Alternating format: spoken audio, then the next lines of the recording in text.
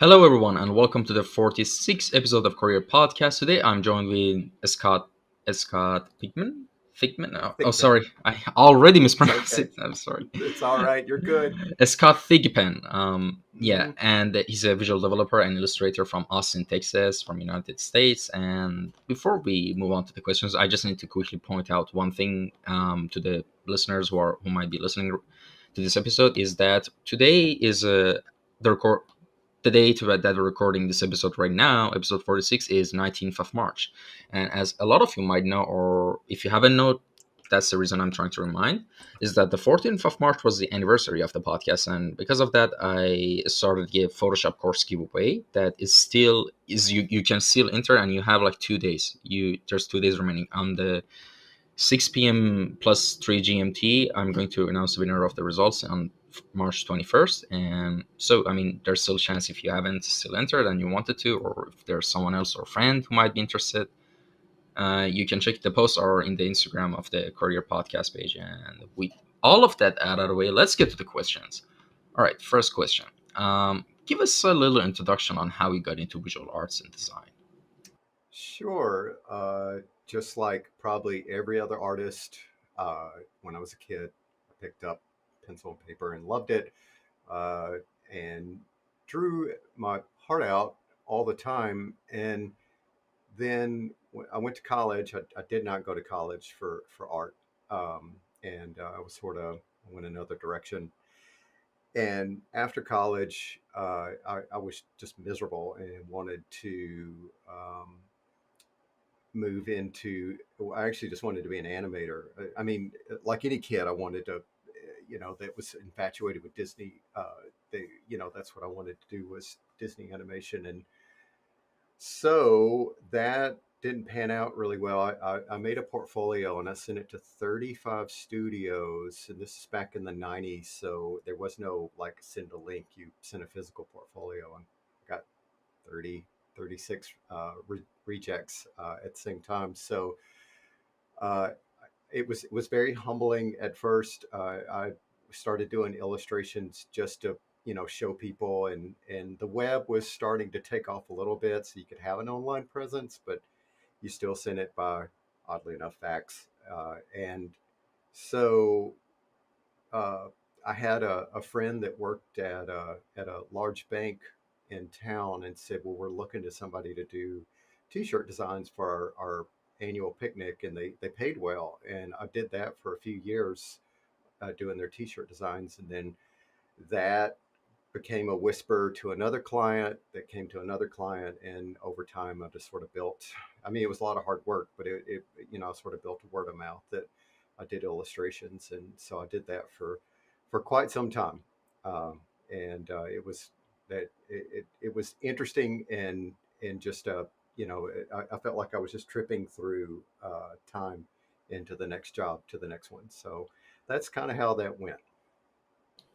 All right. And actually, funny enough, I one of the things that I really love about in one of the fields of design and fashion design is I love t-shirt design, like designing a merch Hmm. design, especially t-shirt design. Like that's one of my main things. And like, y- yeah, it's such a limited canvas, like as you could say, like Hmm. t-shirts, but there's so much creativity and possibilities in just design of stuff for it. They're really Hmm. cool. And were you originally studying art and design, or you were pursuing another career path? Let's say when I assume when your high school is finished, or you were going to college, or maybe Hmm. after college. Like, how was the journey for you in that regard? Wild. So um, academically, I'm terrible. Like I barely eked by in all academic classes.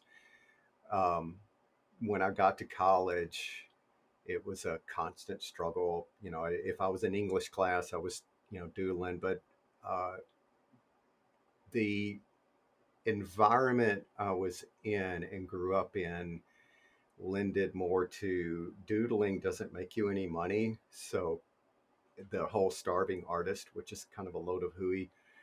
Um, I moved into, I was like, well, I don't know what to major in.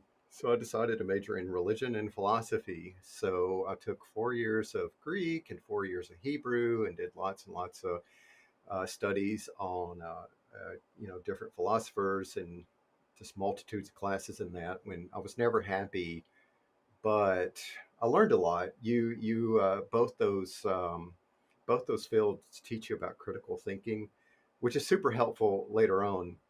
And I think what really changed my path in college was my philosophy teacher in our senior year said two things that really have still stuck with me, and that's like almost 30 years ago now. Um, and the first was you learn more and more about less and less to ultimately know you know nothing. And the second one is he said you don't go to college to make millions of dollars. You go to college to learn. And I, I successfully did that. So when I graduated college, I had a brief stint in grad school and couldn't stand it, dropped out, and I just wasn't happy unless I was drawing. If I had a pencil in my hand, I got to draw. It was great. If I did anything else, which I did a ton of monotonous dead end jobs to keep afloat, I um, I wasn't happy or fulfilled. But I don't know anybody that's happy or fulfilled in a dead end job to begin with. But um, it it was college just was a good time of learning, but it wasn't after that until I realized there's some practical applications to art and how to actually make money at it or be funded by your own craft and love. So college had a pretty pivotal point for learning, not so much for art. Any elective I could take at college, I took an art class, but it wasn't until afterwards I got really serious. So kind of got started a little later on that. Wow, I mean, that's actually interesting. I never had anyone. That's the first on the show actually. That's someone Yeah. who, because I had a lot of people who, of course, they didn't first initially start with art kind of Hmm. like direction, but it's pretty interesting that you started with philosophy and Hmm. theology studies. Like, Hmm. I'm sure that it's in a sense inspired you in your works, like later on, like those type of Yeah. writings and stuff like Hmm. that. All right, pretty cool. And with that out of the way, what is your main branch of design that you're focusing on? And tell us about your experience from the start of it until now. Sure. I hope you have about 6 hours for this. Okay, so um, when I started out, uh, there was not much to computers. I mean, there was like I can remember Photoshop version one, uh, which was you'd load up an image, it crash. You'd load up an image, crash. Of course, it's no different in Photoshop 2021. It still loads up and crashes, but that's another story. Anyway, what um, went what I started doing that sort of was the hook is I didn't learn like my sketching ability when I first started out was pretty terrible. My concepts I could create something in my head, but I wasn't really good with executing images very well. So I learned Adobe Illustrator, which is a vector based program, and use a uh, almost a point and click to make your art. And I had fallen in love with like the flat design of stuff. There's an artist that I admire called Josh Agel, and he goes by Shag. So his last two letters of his first name and first two letters of his last name create SHAG, and you can just go to his site. I think shag.com. But Josh did a really flat poppy 50 style, and I was just mesmerized by it. So I would always draw my work that way. And uh, over time, and this is between working tons and tons of dead end jobs. And so in my spare time, there was a forum because there was no social media at the time. So there was a online forum called the Drawing Board. It was run by Shane Glines, who had a hand in some of the Batman and Kim Possible stuff. Him and Bruce Timm worked together, and in that board, anybody could join, but there were a lot of really good animators and illustrators through that, and we all sort of kind of bonded. We'd have a drawing challenge each week, and so I would enter the drawing challenge and I would use that piece as a portfolio piece, and I'd put that piece in my paper portfolio, and I'd send it out to various agents and art directors, and um, I would usually get nothing back. But there was one, I guess I'd been doing this for off and on for about 2 or 3 years, and one day I got an inquiry from an agent who said, "We'd love to work with you. We think your work is neat and unique." And this is over sending tons of stuff. And I said, "Well, that's great." And I was about to sign on with them. And then another agency messaged almost like 2 days later saying, "No, we want to represent you." And it was just all of a sudden, I went from just barely making any money and having to scramble for anything to actually, having to turn jobs down because I couldn't, I was getting fed so much work. The big one for me was I got a call. My agent at the time reached out to the Wall Street Journal and said, "Look at this guy's work." And then I got a call from the Wall Street Journal saying, "We'd love to work with you."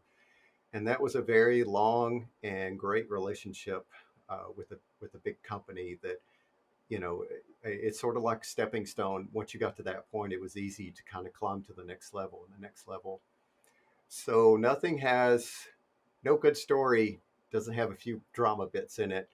So things were going great for me, and I was making enough money that I could kind of finance everything, and I didn't have to work dead end jobs anymore, and I could move up from eating ramen noodles to at least the deluxe box of ramen noodles. And so things were good. And then the 2007 recession happened, and I had invested so much time in print media that all uh, my clients within about 2 months went belly up. Even when Rupert Murdoch bought the Wall Street Journal, he came in and just cleaned house. And the art directors I had there and other various places, they just went out of business. Also in 2007, the iPhone was introduced, blogging was on the rise, and print media was just dying. And now it's kind of a novelty to even have print media. I mean, I can't tell you the last time I bought a magazine. So there was a lot of period of scrambling. I learned how to code, so I learned how to do websites, which led into a career of teaching at a university for a little while, and then moving on to UX to the point where it was the same thing. I just wasn't happy. So my wife and I talked about it, and financially we were okay for me to roll off. And I have resigned, and I have been working tirelessly to rebuild a portfolio in a new style and a new fashion, and try once again to enter into the animation industry, which is like a very high walled castle. But I have a mentor from Netflix animation that helps me every other week try to put together better pictures and better portfolio, and that would catch me all the way up to 2021. I've skipped a bunch, but that's kind of those are the highlights. Yeah. And so it was your when you said you started learning coding. I assume it was like, and you said you went on for user experience. So it was front Hmm. end development in a sense, right? Oh yeah, yeah. Oh, so that was kind of your first time, yeah, like coding anything, right? Like your Oh first yeah, interaction. yeah, yeah. It was hell on earth. I couldn't stand it, but I can now read and recognize JavaScript, and I mean HTML and CSS is not not foreign Mm. words to me. So anything front end, I can do. I hated every minute of it because I am not a Yeah, coder at all, and my code was never production ready, and it was full of bugs, and so it never worked well. But it was enough to kind of get me by in tight times. pretty good, pretty good. I mean, I sometimes when I have people on and they say and I figure out they're kind of like multidisciplinary, even at some basic sense. I always try to highlight that because the more I highlight it, the more it kind of reinforces the fact that because Hmm. you know how usually the whole psychology of young people especially, I mean, I used to fall into the same trap myself. I mean, I'm still pretty young, what am I talking about? But what I'm trying to say is that people like think, for example, they make a mountain out of nothing, when they want to learn something. That's what I'm trying to say. Hmm. Sorry if my words Hmm. aren't connecting quite well. No, but you're good. but like, I mean, you can, like you said, you have to be just learn just one area. I mean, yeah, it's good to focus, Hmm. get laser focus on one thing. I mean, that's basically in the end what kind of you should do if you want to be successful at anything. But you can easily like learn multiple different like fields, like audio editing, video editing, web development, all of them. You can just be one man army of your whole show. Hmm. And yeah, I mean, that's pretty good to know. And all right, how does your design process usually go anytime you want to start working on a project?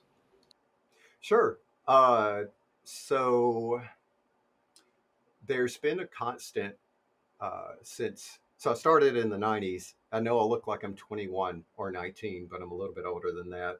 So the design process has been the same. There's been a constant across, well, 3-ish decades now, which is a resource gathering time. When I would get a brief from a client, like one time Atlanta, I used to live in Atlanta, Georgia, and the Atlanta magazine said, "Hey, we want you to do a cover. It's for finding love in the town, and this is pre dating apps.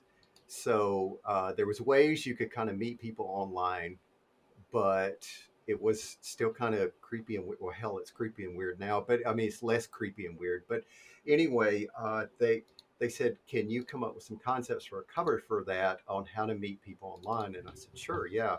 So since the dawn of any search engine, that has been like my best friend to be able to pull resources and um, you just you look over tons of stuff for that, and then once I kind of have a mood board done, uh, I'll it used to be you'd print them out and kind of tack them up on a wall, but now I actually have an app that I use that I just put all my images to a second screen, and I look at it and I try to write down some keywords of what I see.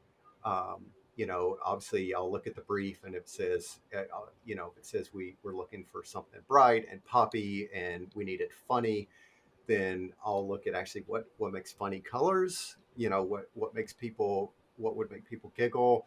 Lots and lots of bad puns and tons of stuff just into a virtual garbage can. I mean, there's things that sound so great and then it doesn't work, or this would be a great concept, but I get to draw on it and it doesn't work. So lots of stuff thrown in the garbage.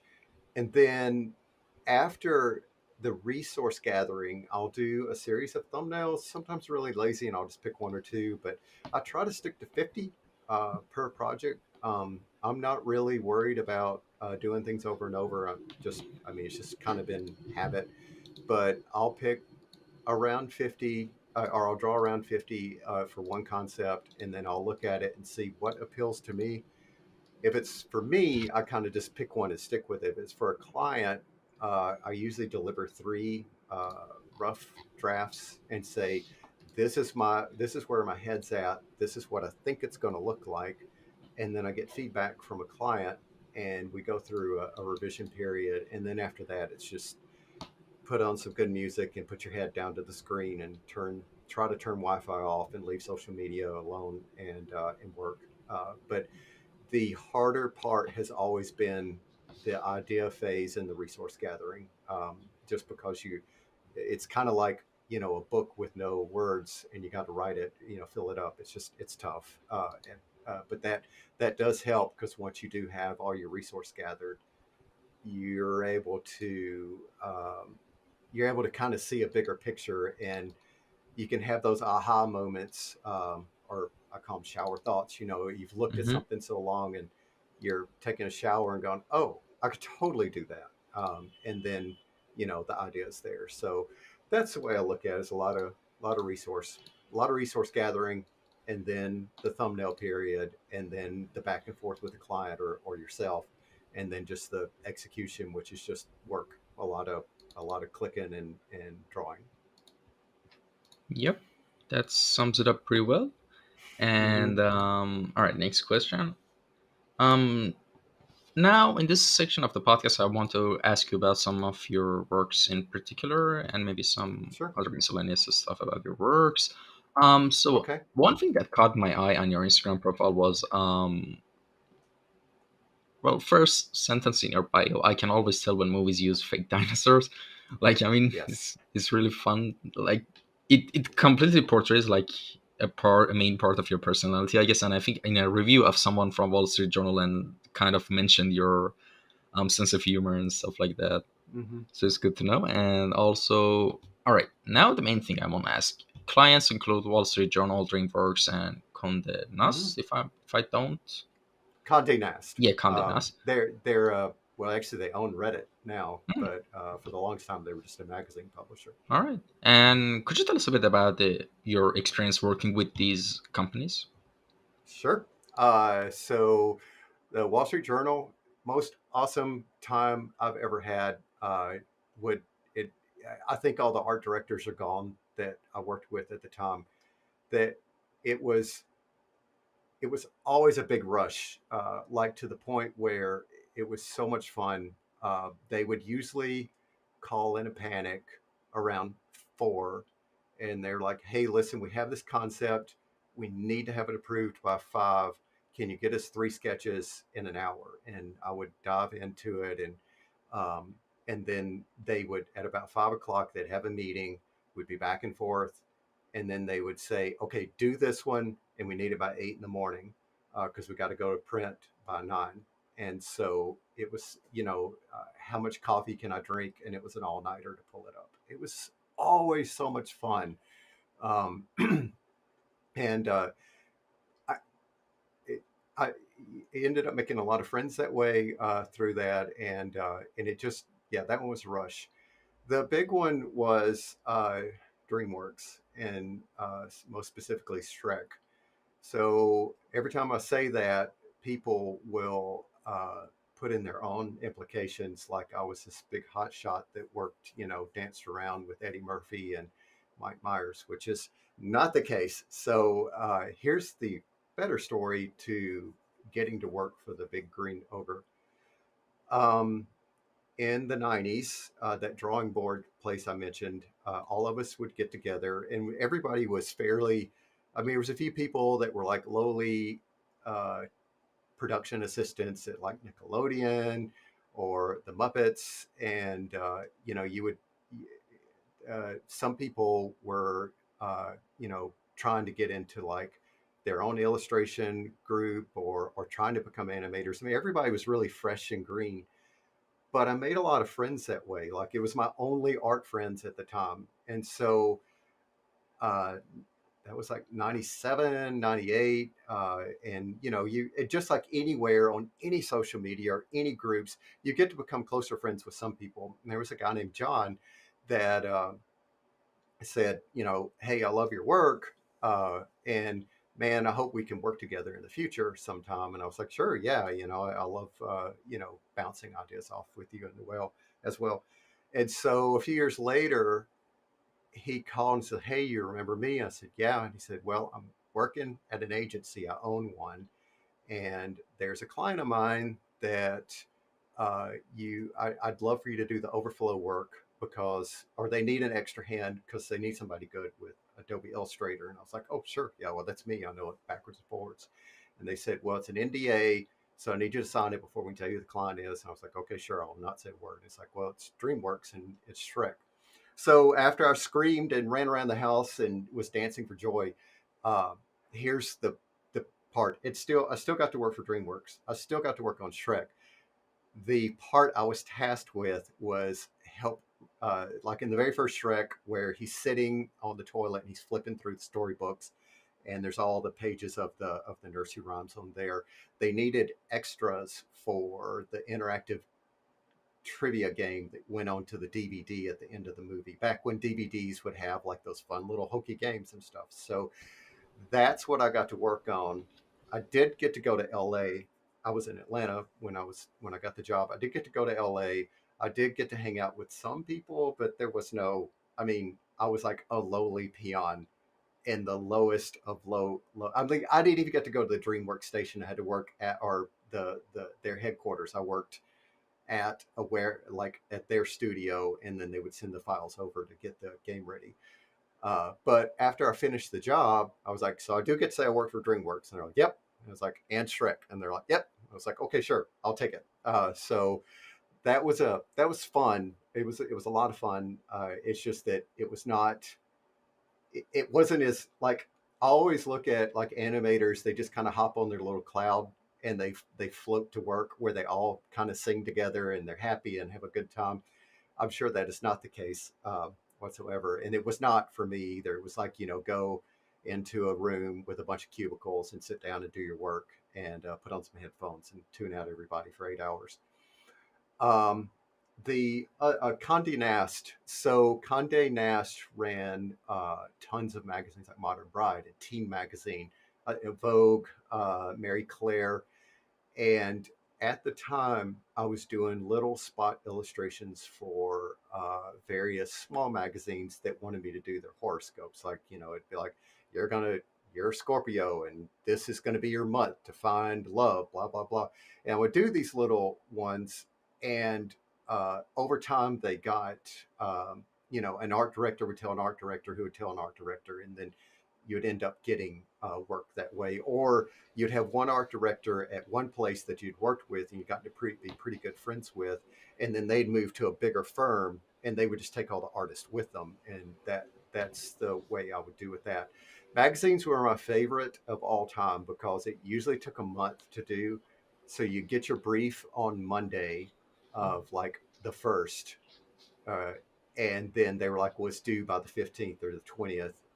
And we need, there'd be a period of mail them your rough drafts. They'd come back, say that's great, and then you would do the cleanups, and then they would say, well, we need to revise this. And so through all those, the common thread has always been to be extremely kind to everybody, especially in a art world where things are pretty small. So I never burned any bridges. I would put my foot down if there was ever a time where I was getting screwed over. But for the most part, if you're really kind to clients, they tend to want to work with you. If you are like Superman at drawing, but like a complete cocky asshole. I don't know if you can say that, jerk. Go back and edit that, jerk. Uh, No, it's fine. but It's fine. It's fine. You can say okay, anything on if the you're podcast. okay, well, if you're a complete jerk like that, then a lot of times clients don't want to work with you. But if you're kind, and maybe you're not the best artist in the world, a lot of times that'll float, for you as far as getting um, more client work, because people want to work with people that are kind and have a can-do attitude and do set boundaries, but aren't jerks about it. So that's sort of um, it's sort of that's kind of my journey. And even with the Wall Street Journal, most of my work was like postage size, you know, illustrations. They were teeny tiny, um, and I love talking about this because it leaves so much to the imagination. If I just put up on my website, I work for DreamWorks, that's all I have to put, and people just assume all these things, which is not the case. And that's what I don't like about social media is there's no room to kind of say, let me show you all the messy, nasty strings that went with me to be able to put that word there. And so that that has always been, that's why I'm always pretty open about it. Sure, I got to work for DreamWorks. I didn't even get my name in the credits, and it was probably one of the lowliest jobs ever, but I loved every minute of it. And the big thing is I treated every job, whether it was small or large, like it was. I would try to give it, the as much good and help that I could, or emotion that I could pour into something within reason. So, if I'd always said, if I actually ever do get to animate on a feature or a TV show, even if I get the lowliest TV show and I'm working like on a prop that's a haystack, I'll make it the best haystack ever. So that's the way I kind of look at it. So that's what the big clients are, and it's the same. I worked with Coca-Cola. I was a sketch artist. I would actually go in, and then when they were having their idea phase, I would sit and sketch and kind of hand them so they'd have a visual. um, and agencies would call for like Toyota and Snapple, and so again, it would be like Toyota was like, we need some diagrams to show. I did a lot of lifestyle works, like show a woman and a man getting ready to buy a car, and we need this to be able to for our designers to use as a visual. Snapple was, they said, hey, we want to do some risque pictures, of a Snapple bottle, and people doing not weird stuff, but just like Snapple was trying to be the Red Bull at the time. This Hmm. is before Red Bull was Red Bull, um, and that would lead to there's a pantyhose company called Spanx here, which is like form fitting pantyhose, and it's a big deal. Like the lady that did it, she started with like nothing, and now it's like an empire that she has, and so I got to do, they at first when they're trying to get their stuff off the ground, I got to, have a hand in developing those things. So that's where the clients are, or what client life is like. It's usually messy. It's usually messy and very disorganized, and sort of fly by the seat of your pants. All right. And so you've been at this industry for a while, for a long while. Hmm. Around a million years. Yeah. Sorry, no, I didn't mean like that. Yeah, I mean, you said that like you were designing some material for a game at the for a Shrek movie, like well, for the DVD Hmm. version. Like I remember, it was I think around the time I was like 6 7 years old because I remember when we used to buy DVDs, it had like those Hmm. menus you could change subtitles and all that. Yeah, they had Yep. extra content and feature before Hmm. Netflix and YouTube and all that. It was Yes. fun time. We thought we had like we were on top of the world. Yeah, that's that as it Hmm. gets. We had no idea. All right. Next question. Who are your favorite artists and designers that have inspired you the most? Sure. So more than anybody, Josh Agel, who I mentioned before, Shag, he was by far he probably had a pivotal movement in my life, because when I saw his work, I was like, oh my god, this is I had such an emotional connection with this. Like, this is exactly what I want to do. Um, Artists today, um, let me pull up my favorites right quick, because there's always a million. Yeah. Um, but the big ones, the ones that were sort of life changing. So Glenn Keane was a big one. That's everybody's, right. And then there was another guy that was working on Disney at the same time that Glenn was, and I hope I get his name right, Andre Deha. He was responsible for always drawing the skinny guy in all Disney movies, like Timon and the Jester from Hunchback. They all have a certain type of style to them, and so I always liked him growing up, or the second wave of Disney Renaissance. And then today's artist, Beatrice Blue, man, I couldn't get enough of her work. She's gorgeous, and also, Glenn Brogan and Ragnar are three that, and I can send you links to them too. But Hmm. they are they were very influential when I first started, and the now it just there's just so many. I guess one that sort of stands out more than any, I just took a workshop under him, was Chris Abel's, and Chris's work is, he has such a definitive style and look and feeling. So that's been a big one. Uh, and then I think, like, if I start naming off a ton of people, I'll just go down a rabbit hole. But I'm just going to flip through real quick just to make sure I Yeah, don't no, miss no somebody worries, no else. problem. um, the other one that I can't get enough of his work when he posts, and he posts often, is Adam Murphy, Hmm. and his work is just super. And then one, I love her work.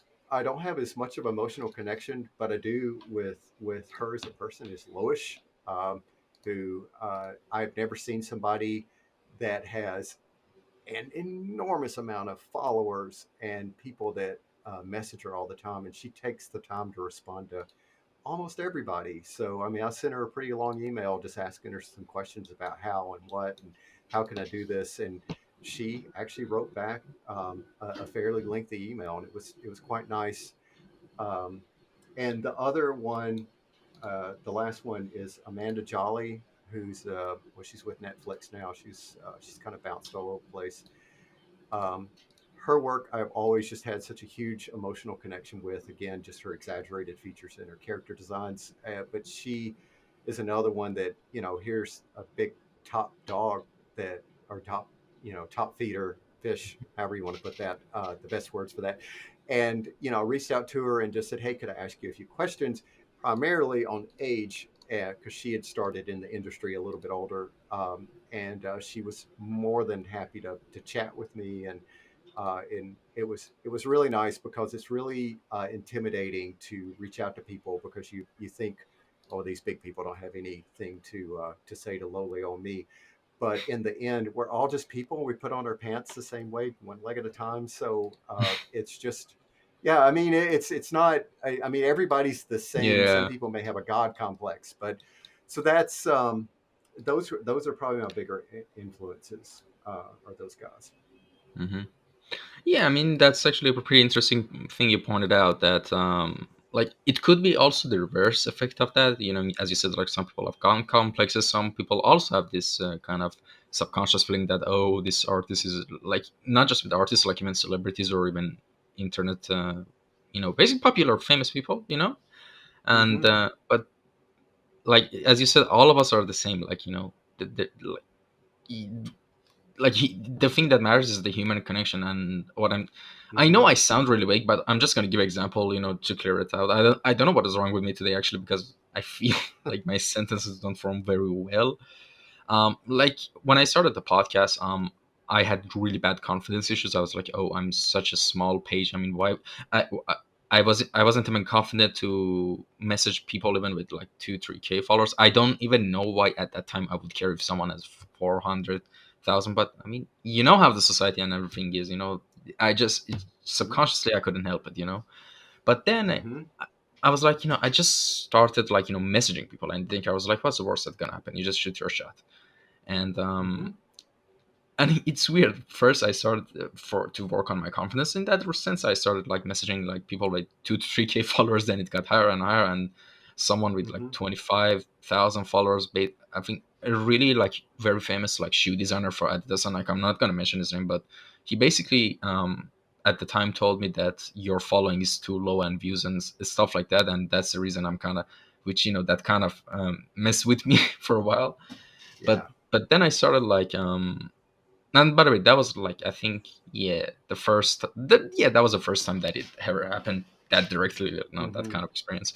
Um, but then as I got more content, I just started messaging anyone, regardless of their like following, and like Mm-hmm. some big names in the art scene. Like I would just DM them like with 400,000 count, and he would just message me like quickly and say, "Hey, what's going on? Hey, oh, I'm sorry, my schedule's too," stuff like that. Or Mm-hmm. yeah, actually, I got some very special people lined up for the month of March, which I'm really Oh, excited to. cool. Which I would have never, or for a second, I was going to drop an F bomb.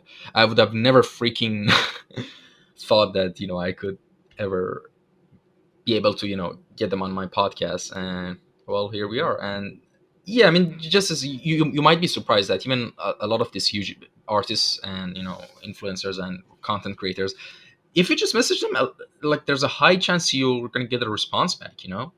If like, Yep. and those kind of people, it's so obvious that they love what they do, that they even dedicate time to respond to. They just Mm-hmm. love to be active in their field. I mean, that's the main thing. Like, for example, a Yes. very good example is this Gary Vaynerchuk. I mean, he's not an artist, quote unquote, but like he's very famous on going on different people's podcasts. Like I check a Mm-hmm. lot of his like appearances for when he talks about NFT and all of that. He went on this guy's podcast, which he had like 20 subscribers, and you know like when there's passion involved, like people just are ready to collaborate. You just need to Mm-hmm. just shoot your shot and see what happens. And yeah, I mean, that's sorry for everyone who it was a bit confusing. It just sounded like random bullshit motivational quotes. But I mean, um yeah. All right all right next question: what is the main subject of your artworks, and what made them interesting to you? Ask that again. I just want to make sure I'm All right. interpreting right. What is the main subject of your artworks, and what made them interesting to you? And by artwork, I don't mean necessarily the works you're commissioned, because I mean the subjects are already, Mm-hmm. specified. But Mm-hmm. when it comes to your own personal projects. Uh, so, um, boy, there, I really like. I was trying to figure out what. Uh, I'm trying to give a more concrete answer than the one I want to give. I really like having a lot of fun in my art. I guess, and I like being like so. Um, I guess a good way to put it is I like I like trying to put a pun in my artwork, like the bad dad jokes into art. And I guess the way I look at it, when I was a child, um, in the '80s, the Muppets were huge. That was like, I mean, it just kind of took everything by storm. The Muppet Show and Fraggle Rock and Dark Crystal and Labyrinth. Those were things I just couldn't get enough of. And especially the Muppets, there was always a bad pun. There was always, and also Jim Henson said that a lot of times they would write their jokes into a corner and they didn't have a gag to get it out or anything. So their answer was just to like blow a chicken out of a cannon, and that would be the punchline. Because how do you not laugh at a chicken being fired out of a cannon? Anyway, so as time went on, another big one that was a huge influence in my life that got to I'll get to back to art in a minute was I was at a big camping outing, and somebody had their radio there and they were blaring something I'd never heard before. And I was like, what is that? And they're like, well, it's a new group called Run DMC and they're singing with an old group called Aerosmith, and they've remade the song Walk This Way. And I couldn't get enough of it. So I bought Run DMC's cassette tape and probably listened to it till it completely wore out. Um, and the not the puns, but the cleverness and the wittiness they put into their raps carried on all the way till now in just different forms. And I've always gone, that is so clever, whether it's a pun or just a good riff on something. So I try to put that in my artwork a lot of times. Like what's a funny story, a little bit of a quirk, or a little bit of a humorous moment or some levity that I can put into stuff, whether it's a facial feature or a gesture. And with art, you don't have to make it overly complicated, but to get it, to get the punchline, a lot of times you have to keep it simple. So I try to put that playfulness into my art a lot of times. I don't tend to go moody. I do every so often, but mainly my stuff is just fun. Um, and so when I'm drawing for myself, I love I've always loved really strong women, and not like, muscular, although that's great too. But like, for some reason, when I was a kid, one of the first things that I ever kind of was, something that turned on, a light switch that turned on to me was the story of Helen Keller. And I couldn't get enough that, this woman was blind and deaf and still went on to just kick much ass through the world. And so there was stuff like that. Harriet Tubman, and Rosa Parks were, just to see women who should just kind of roll over or were expected to roll over, turned around and just were like, no. And they put their foot down, and Amelia Earhart, Susan B. Anthony, all these are American icons, but just these people that just were resilient. So I've always loved that type of persona. So I try to put that into my work, and I don't. Sometimes I do, but I don't try to oversex women in my art. I try to just give them tough, you know, personas, and that has always been a favorite of mine uh, to do. But mainly people. I really really enjoy people. I don't mind drawing animals at all, but I like people more because it's more of a challenge to me. and something fun or whimsical and magical. And it doesn't have to be like magical like Harry Potter waving a wand. It could just be something magical that connects to somebody. So, but a lot of times I try at least make sure there's a story going on in my work. I'm pretty guilty about, well, I just wanted to make that look cool, but this day and age, I'm like, well, what's the motivation? What's the story? Because basically, you're drawing a little actor on the screen, and you want that actor to connect with, the people that are viewing it. So that's kind of where my head's at with that. Um, so mainly that that's usually what I'll go to for my personal art, and where that derives from is very very strong-willed women throughout history have been a big influence for that for me. All right. Yeah. I mean, I kind of see what you mean about that. Actually, for me, since like I was like 10, 11, I used to like basically women in. I used to read a lot of history. I was a history geek, and like reading Hmm. about like I think you mentioned Emily Reinhardt. What's her name? The female Earnhardt, pilots that try to Earhart, travel. yeah. Yeah, Earhart. Sorry, why did I say Hmm. Reinhardt is an Hmm. Overwatch character. I don't know why did I say that. Yeah, And of course, unfortunately, airplane crash. Like, yeah. yeah, I mean, it's I think a cliche and kind of like a thing that niche that should be, I think, more mentioned in entertainment and fiction as well. Yeah, that's good. That's a really interesting subject with a lot of potential. And with that out of the way, let's move on to the next question. What technologies and softwares do you mostly use for your works? Sure. I religiously use Adobe Photoshop almost for everything. For decades, all I ever used was Adobe Illustrator. Uh, and now I use a mix of Photoshop and Blender, the free 3D modeling program. That's been a beast to learn, but been awesome to learn it.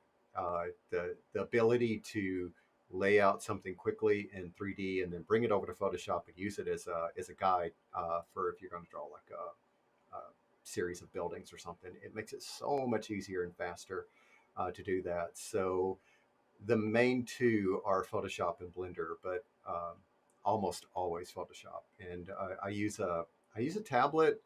It's a 24-inch XP pen. And the reason I didn't go with a Wacom, I was terrified that I'd get a Wacom, had invested all that money and never use it. So for a fraction of the price, I went with XP Pen, and I've got no complaints.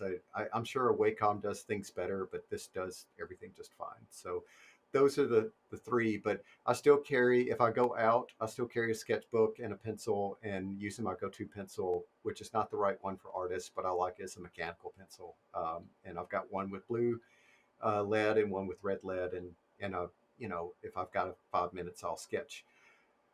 Due to the lockdown, I don't get out that much, so I haven't sketched as much as I used to. But I used to love to go to coffee shops and bars and draw people. Yeah. And any advice and tips for a good portfolio and resume for artists? Sure. I, so to answer that, it's sort of what you brought up about reaching out to people. So in the world, there are gatekeepers. They're usually known as HR, the account executive assistant, however that is said now. Those are the people with the power. Um, they let you in or they don't let you in.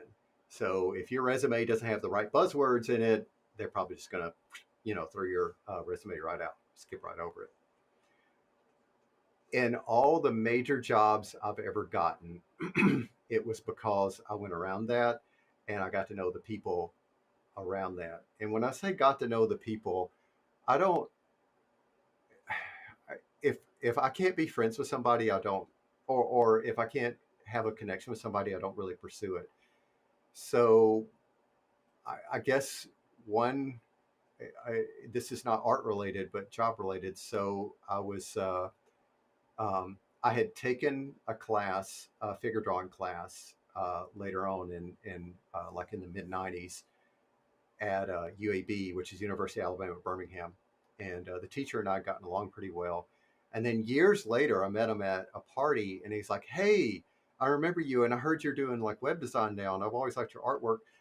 Would you consider teaching at UAB?" And I was like jobless at the time because the recession had just completely just wiped me out. I was like, "Oh yeah, I can work." And so because of him, who went to the head director at the art school at UAB, they just hired me that way. So I never even saw a teacher. And then I used to do triathlons, and I would always be racing next to a guy, and so we'd always kind of chit chat before or after a race, and he would constantly just beat the pants off of me. I could never catch him, which made it even more fun. But one day we were getting ready to go for the swim portion of the race, and they would take you out on a boat, and they'd boat you out, and you dive off from the boat and swim back to shore. And he was like, we're looking for an artist, and I've been looking at your work oddly enough, at Facebook. Would you consider working for us? And I was like, sure. So again, I never even uh, I never even submitted a resume to them. Like, they just kind of hired me because they saw my work on social media, or they hired me because I was really funny or kind, years beforehand. So I've always looked at me, as a living resume, and what that means is being kind to I've said this 100 times, but it really is the magic key: being kind to everybody. If you don't like the person, or if there's no connection, it doesn't cost any money at all to be kind to somebody, and a lot of times it comes back as a good thing for you. So I don't like I try to be really authentic, and I don't just like go, if like somebody has like a gabillion followers or super celebrity, I try to treat them the same way if I met somebody that didn't even know what a social media was, or had drawn like three pictures, if that makes sense. Hmm. And so that's a big one for me. As far as a resume, like uh, it depends on who you ask.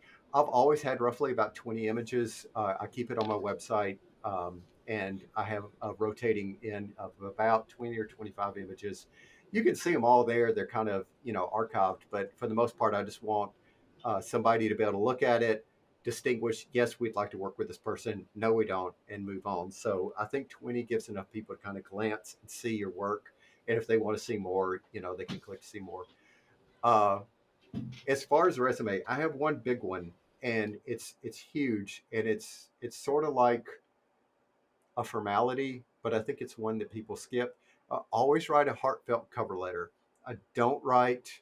I mean, I'm careful about what I write, but I don't write a formal "Dear Sir" and or Madam.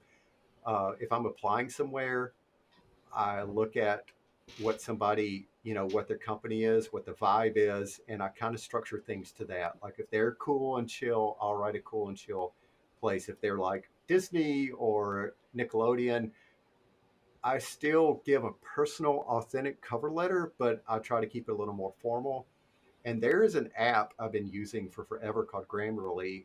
It's free, but if you pay a little bit more, you can have the app, and it'll Hmm. store all your documents. So I actually have like templates of, like, if I'm applying for a character design position, I actually already have that template done. So I'll kind of fill in the gaps, but I always try to. I know that an HR person's reading it, but I always try to give some kind of me in it. And it's kind of like going out on a date. If you have a date, even if it's casual, in my brain, you kind of want to look your best and be on your best behavior. So I try to do that, but my best is still me. It's just I make sure that I'm dressed nice and whatever. So that's what I try to pull into the cover letter. But like I said, I truly believe a living resume, and also as far as Instagram and a few other social media accounts I use, I try to be open, and like, so if a recruiter sees me, they see who I am, and go, oh, I'd love to work with this person, or go, maybe not. And so I'm very open about um, my feelings, and also because I'm a little bit older now, that is one that kind of eats at you a little bit. So I'm really open about that, and I talk about age and working with Gen Z and millennials, which was weird because when I started, they were either non-existent or one or two. But most of the people I've worked with, the art directors are now a good 15 years younger than me, which is fine. And again, I treat them like people, and they have always treated me like a people. So it's always been kind of good. But I guess the two big ones are your living resume, how you present yourself on social media can sometimes make or break your job, and always write a cover letter. It just it amazes me when people don't. So I always try to. I mean, it is kind of a pain in the ass to have to write them, but it also it helps reflect you and why you want a job at said place. Yeah, I mean, I actually loved what you said about, like, in a nutshell, in if I could, yeah, basically, if I want to wrap everything you said in a nutshell, is the word authenticity. And I mean, Mm-hmm. like, to add to that, I want to also mention that I know it's good to always be formal. I mean, that's like the safest thing to do, trying to. Mm-hmm. And I guess, like, they usually people find some cookie cutter template for a cover letter or resume, and they try to like structure it in a way for that company. It's not a bad thing, but here's the thing: it's like a chicken without any flavor. Like, there's Mm-hmm. no spice to it. Just Yes. add your own spice to it. That's the thing. Mm-hmm. Yes. Definitely. And all right, let's move on to the next question. What are you working on right now that you can tell us about? What kind of project is it? Sure, man. Wow, that's a great one. So, currently, again, to be completely open and transparent, I don't have clients. I'm in a very, very good spot in life that my wife and I can let me work on building a portfolio. There is a podcast put on by FZD School. And of course, I can't remember the guy's name, and I feel terrible about that. But my friend recommended me to listen to it, and I can send you the specific links to them. In the podcast, it's a guy that works for Star Wars in concept, and he was talking about what goes into a concept portfolio. And he was talking about, yes, uh, drawing that cool castle with no story does look cool on social media. It does get you a lot of likes, but recruiters don't know what to do with that. People that are going, we need an artist for XYZ, don't know what to do with it. And he's like, for a good sound portfolio, making a project um, that is consistent, has a story, stays to a story. So he was talking about reimagining a book or an old movie and bring it in today's terms. And I thought, okay, I need to do that, and I need to work on environments, and I need to work on backgrounds, and I need to work on character design, and I need to work on what's called moment pieces or concepts illustrations. How can I do all this? And I was like, well, I'll pick a movie. Well, so it's easy to like pick Lord of the Rings because you get everything right. Or, trolls and orcs and wizards and little hobbits and elves, and so that would be just a dream come true to do that. But it's done so much, and same thing with nursery rhymes. A lot of people go to like Red Riding Hood and do their version of Red Riding Hood. So I did some brainstorming. I used to take Mondays are my research day. Like I don't draw at all, just like work on research. And so I did a big brainstorm of what should I pick as a movie to reimagine. And so I picked one from the 80s that was my favorite as a kid, which was Splash, which was about a mermaid that gets to New York, and it's got Tom Hanks and John Candy, and Eugene Levy is the bad guy in it, and Daryl Hannah is the mermaid, and they didn't use any special effects in it whatsoever. Daryl is in a skin suit for the mermaid part, and I thought I'll just do um, that as a realization of a movie. So I'm trying to treat it as I got asked to do everything: the character design, the props, the backgrounds, and so I take each week and I do four pieces from it a week. So like today was to draw character concepts of what the Tom Hanks character will look like. Next week I'll work on the Daryl Hannah character. What does a moment piece look like? So I've watched the movie several times, but trying to reimagine, well, how would this look like in 2021? And how would it look like as an animated movie? And how do you distinguish it from a movie that came out 5 years later, which is called The Little Mermaid? So you can't, if you give the mermaid red hair, well, you're finished because you just made Ariel, even if it looks completely different. So, how do you distinguish those things? So it's a lot of problem solving. I'm going to put things up over time on social media, but for now I haven't. It's not that I'm holding anything secret. I just kind of want the pieces to be sort of spot on. So that has been, you know, uh, I think they call it a BHAG, big hairy audacious goal, or big hairy ass goal, however you want to say it. But it's that's been what I'm going to just focus on, because it gives me evil scientist and plucky antagonist and his silly brother and a mermaid and a not mermaid, and you get to draw New York, and you get to draw Cape Cod, and you get to draw the ocean, and some of those magic moments from New York, which, you know, a lot of times when a movie does it right, it captures it really well. And how do you keep it in an '80s vibe, and all this fun stuff to put in there? So that's what I've been. That's the big thing I've been working on. Other than that, I try to just continuously improve. And so, with full disclosure, I am 47 years old, and I have never thought, well, I've made it. I'm done. I've done the best I can do, and so I constantly take classes and workshops, and always try to not reinvent myself as far as everything, but like my old work versus my new work. My old work was very angular and poppy, and now I try to go to more of an ink style with more dynamic. But the thing is, that's a constant, is I try to put me in it, which is generally playful and fun. And that was another thing with Splash. It is a playful and fun movie with just a little bit of drama, but it's more on the just, you know, it's a love story, and there's mainly lightheartedness, and so there's enough dark, brooding stuff out there by other people. So I'll just stick to the lighthearted stuff. So all that to say, that's the big project. All right, awesome. Looking forward to it. Definitely post it on anything that comes up on Instagram, social Sure. media to see what's going on. Mm-hmm. Yeah. And what area beside the area you're working on right now would you be interested to explore and learn in the future, given if you had more free time? Uh, what area I would look at doing more if I had more free time? So I've got all the free time in the world right now, which is kind of awesome. But you'd be surprised how quick it gets filled up by working. If I could do anything, I would split the day to learn more 3D modeling. Not so much that I don't know. I've just always loved building with that. And honestly, had I had unlimited funds, um, I would get, there's the VR setup, and there's a program called Quill.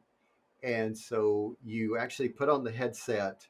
I've gotten to do a demo, and actually there's a famous Vimeo video of Glenn Keane using one of the first versions of it. My friend has a VR set, and he has the app, so you actually grab the Yeah, controllers I with heard that about it. mask Yeah. on. Yeah, and as soon as you're in there, you're in the world. You're not looking at a screen. You're building around you, and it's fascinating. Uh, the the crap that I put together in it was not fascinating. In fact, it was actually embarrassing how bad it was. But if I had the time, I would, and of course the funds, I would invest in a very sound 3D or VR system, and then I would learn Quill. I think Quill is the name of the app. Um, so that would be fun, but mainly the the bucket list before I kick the bucket is to at least get to work for Disney once on a feature or TV, and just to be able to, you know, I've always said if I could just do one frame in one movie and have my names in the credit, it can be that big. I would, that would be the ultimate bucket list for me, and so that's what I'm working towards. I've got a little time as far as unlimited free time, and then after that, I'll probably go back into. If I don't do that, I'll move into a more of a creative design position, which has always been kind of a fallback. But currently, we're okay to for me to do that. So most of my life is spent in Photoshop all day long, and learning 3D or getting better at it, but the ability to have VR and develop like augmented reality and build worlds within a 3D environment. Because I think we'll move once they Hmm. kind of improve VR. I think we'll all have like little goggles that we'll have on, and screens will kind of go away, which actually probably Yeah. wouldn't be a bad thing for energy use. But I think we'll get to that point. We're not there yet, but once Apple probably cashes in on VR, Mhm. it'll probably, it's just sort of like everything that when Apple builds it, I'm not trying to fanboy out, but when they build it, that's when the critical mass comes. So we'll see. So yeah, that's the long version of that question for you. Yeah, awesome. And actually, I think another guest that I had on also mentioned the Quill program, and like a good Mm-hmm. example they told me. I thought they, yeah, I think they said that blew my mind. Like, that made me realize, wow, the possibilities that is available is that, for example, you could design a spaceship Mm-hmm. in 3D, and you expand Mm-hmm. it, and you can Yes. design the interiors. Mm-hmm. That's just so Oh amazing. yeah. Yep. Yeah, I think we'll get there. We're not there yet, but I think Hmm. that'll just be probably, story driven, interactive virtual reality environments, and that would be very exciting to get to design. Hmm. All right. Now, with everything that's been said and done in this episode, to conclude all we discussed, give us a roadmap for someone who's zero in visual arts and design and wanted to get to the place you are in terms of skill set. Like, basically, give us a Sure. roadmap step by step. What books, courses, Okay. anything that could come to your mind. Yeah. So I fall prey to what book, what brush, what program, and I'm gonna go a different route, but I'm gotta pull up a quote to do it. I should have had this beforehand, but okay. So again, I will attempt to keep this brief. So um, I am average as average comes. There's nothing superhuman about me or anything, and I say that because when about 8 years ago now, I did a famous mountain bike race, which starts in Canada and ends in Mexico, and it's 3,000 miles across the continental Wow. divide. And it's not road. You're on trails and backwoods, and there's bears and there's shifty looking people, and it is a race. You don't have help. Nobody gives you a hand. Nobody is there to hand you water. If your tire flattens out in the middle of the woods, well, you're responsible for it. And I always wanted to do it. And at the time, I had no business even being on a bicycle. I'd ridden a bike when I was a kid. And so the short version is I trained, and then I flew up to Banff and I raced, and I got fourth place out of 180 people, well, fourth in my division. And there's 180 people that raced that year, and like hardly, I mean, half the field quit, and that was from people all over the world that I raced against. And before that, like I couldn't even get up a hill, whereas this race was like climbing Mount Everest 7 times the height. I think it's 200,000 feet of elevation across like the Colorado mountains and the Canada mountains. And again, I can't stress enough. There's bears that would love to eat you on there, and there are really weird, shifty characters that don't want to have anything to do with you while you're riding your bike through their little tiny towns. So I look at art that way, um, just less physical.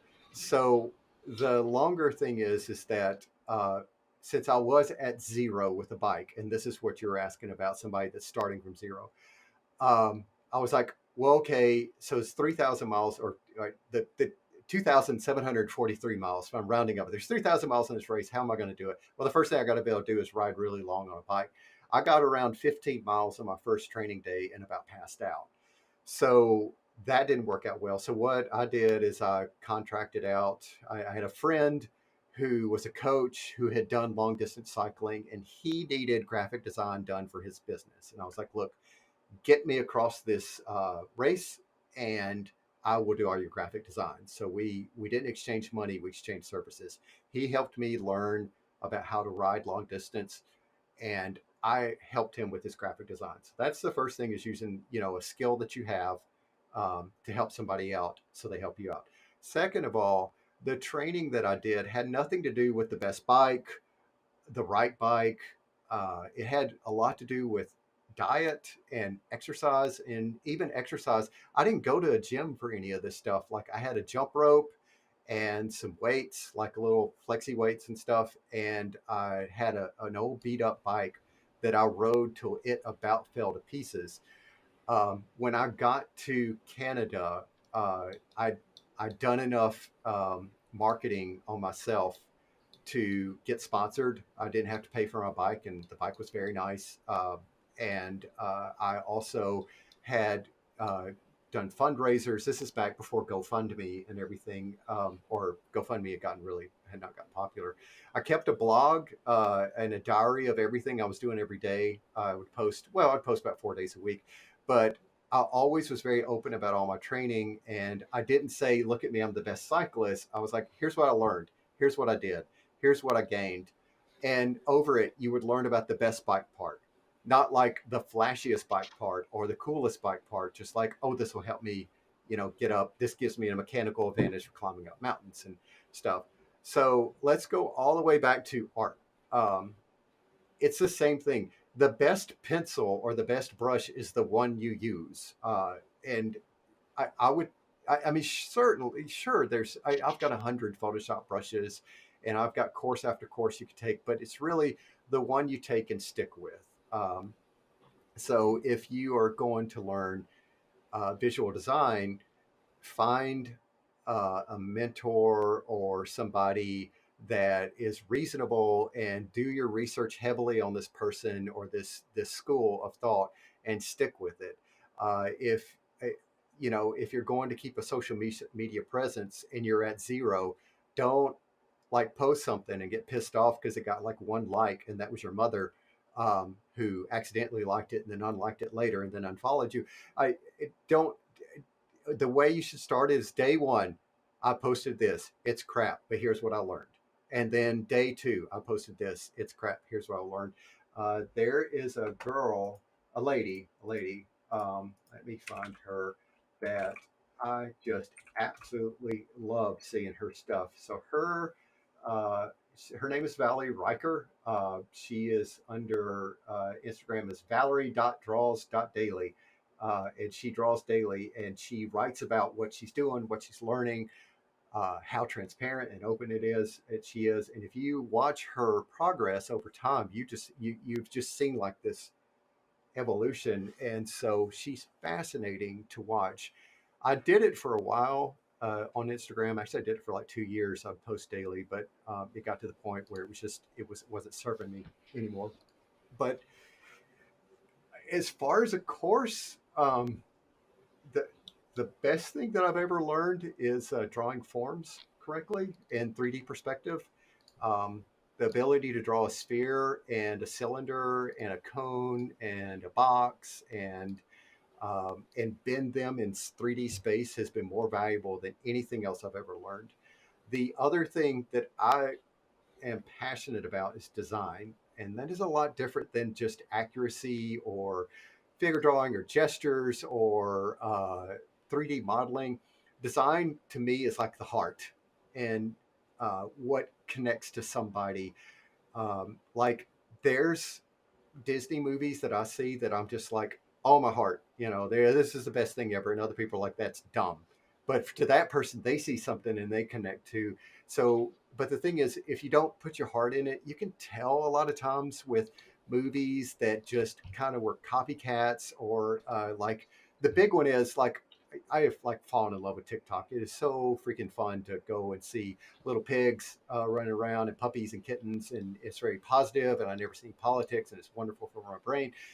Um, but I did notice that over time there's a lot of copycats on TikTok, and so they're doing it just to get the likes, and people can smell that a mile away. So, for design, learning design is hard, and starting with that. Um, there's people that do teach or have gumroads that you can do for strictly design. The one that I like the most is Ty Carter. His Gumroad account, his Patreon account are really good. And then Loish for design is her Patreon. She's $5 a month, and like every month she just kind of gives away the farm. Like she's literally spilling out everything that she knows, does, and just gives it away for, well, for $5 a month. You get all that. On top of that, you can ask her a question and she'll respond to it. So those people for design, to me, just make it where, when I look at Loish's work, I'm just like, oh my god, like I just want to live in that world. And same thing with Ty. Ty knows how to.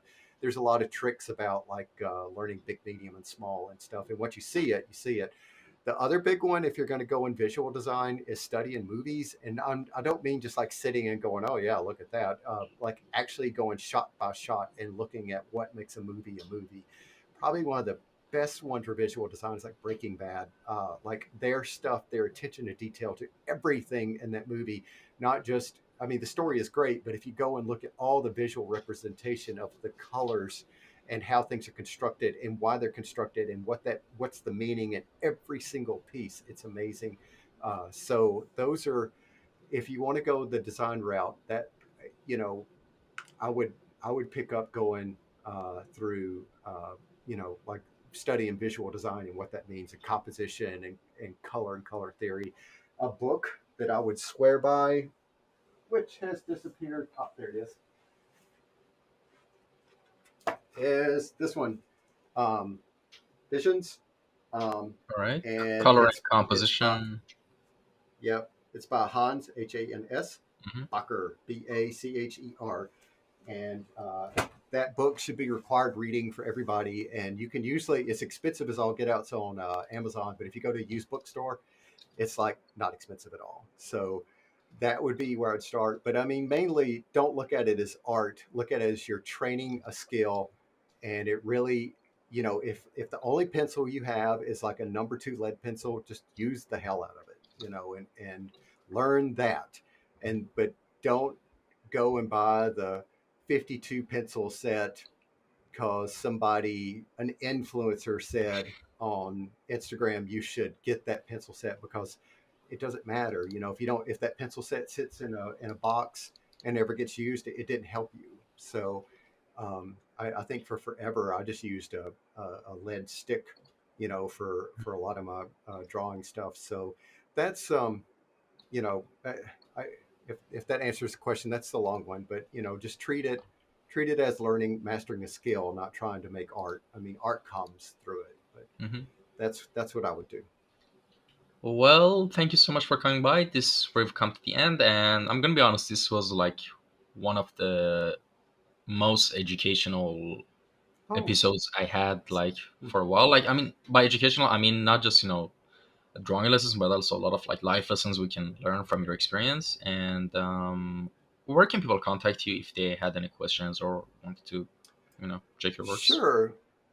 I try to keep things consistent Mhm. across the board. So basically, if you just go to a browser and type in uh, STHIG, so S T as in Tom, H as in hello, I as in igloo, G as in girl, .art. That will get you there. Or you can just type in my name. There's like two or three of us, but I usually come up to the top. But Scott and Thigpen, and that'll get you anywhere. But Instagram's what I use a lot. TikTok's what I love. And oh, before I forget, you were talking about life's things. So this is one quote that I live by, and I meant to say this and got distracted. No problem. Calvin Coolidge. So somebody sent me this quote back in the '90s when I was trying to get started, and I have had this in my brain since then, which is, nothing in the world can take the place of persistence. Talent will not. Nothing is more common than unsuccessful men with talent. Genius will not. Unrewarded genius is almost a proverb. And education will not. The world is full of educated derelicts. Persistence and determination alone are omnipotent.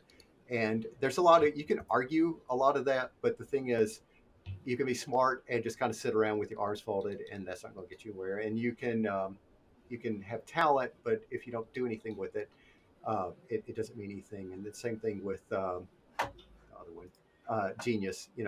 I know lots of super smart people that just don't, and educated people that don't do anything with their stuff. So Yep. being persistent, even when you're through your follies and stuff, it's good. So I wanted to get that one in. But yeah, sthig.art gets you anywhere, or just my name, Scott Thigpen, will usually, I'll come up as the Google search. All right. Well, that's about it, everyone who Ladies and gentlemen who listened to this episode, thank you all so much, and we'll see you in the next episode. Have a good day. Bye. Bye.